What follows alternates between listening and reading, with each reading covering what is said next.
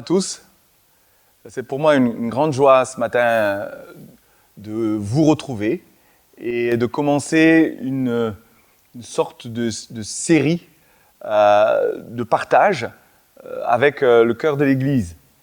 Vous avez vu qu'en ce moment, il y avait une série sur la grâce et puis les stagiaires ont pu se déployer. C'est une bénédiction pour moi de voir après 1 an et demi leur déploiement, leur partage. Et du coup, il y a moins d'espace pour partager ce que j'ai à cœur. Il se trouve que mon cœur est abondant. Et je voudrais commencer par notre réseau social, Workplace, pour partager des choses que j'aurais partagées si c'était moi principalement qui avait fait la série.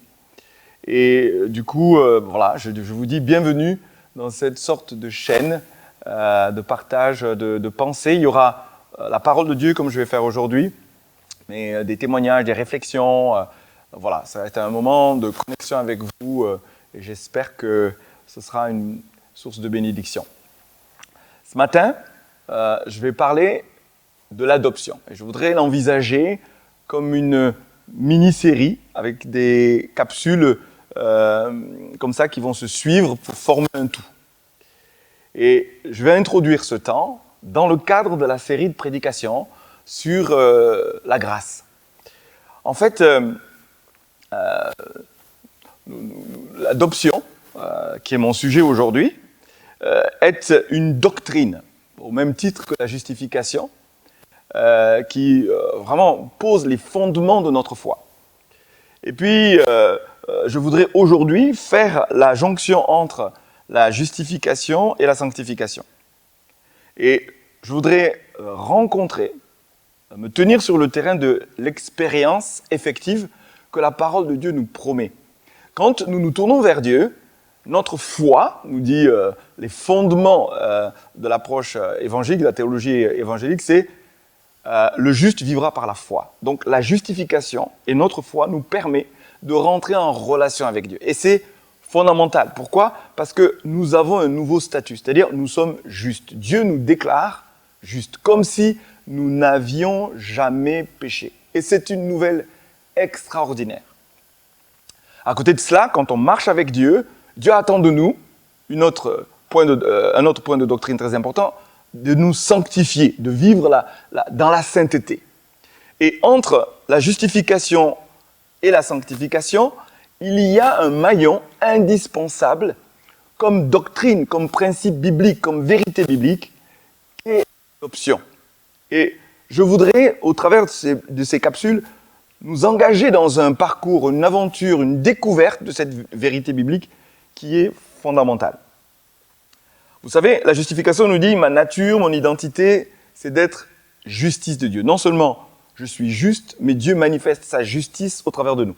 La parole de Dieu nous dit que Jésus a été fait péché. Il est devenu péché à la croix. Sa nature, c'est le péché. Comme nous, notre nature, c'est le péché. Il l'a pris sur lui. Et nous sommes devenus justice de Dieu. C'est-à-dire, nous avons revêtu sa justice et Dieu nous considère par notre foi en ce qu'il a accompli comme si nous étions justes. C'est extraordinaire.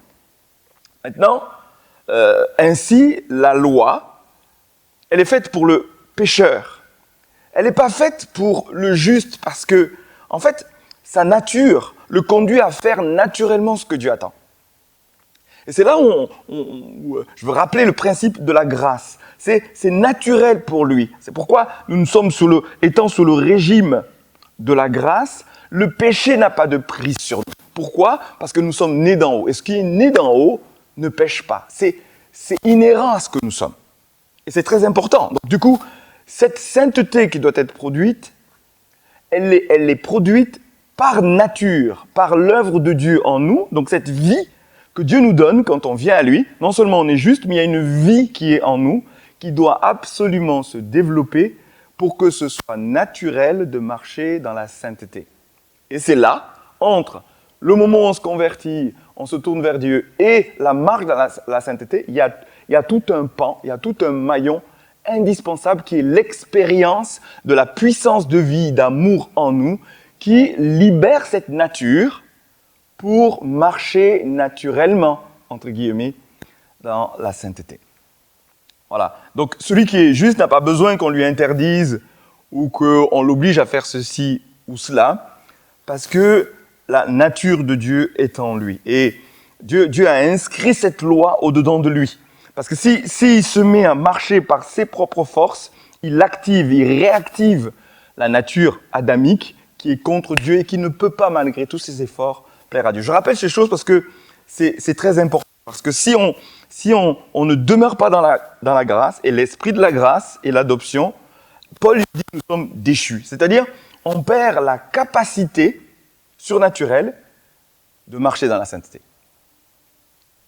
Cette capacité surnaturelle, elle nous vient de l'Esprit de Dieu. C'est pourquoi il y a des versets tellement forts sur lesquels je voudrais insister ici quand Paul dit « Si vous êtes conduits par l'Esprit, vous n'êtes point sous la loi ». C'est-à-dire cette capacité, j'allais dire naturelle, mais presque surnaturelle, qui nous pousse à cause du péché à pas marcher dans la sainteté. Eh bien, quand on est conduit par l'Esprit, et on va découvrir au travers de ce qu'on est en train d'étudier ici, ce que produit l'esprit d'adoption.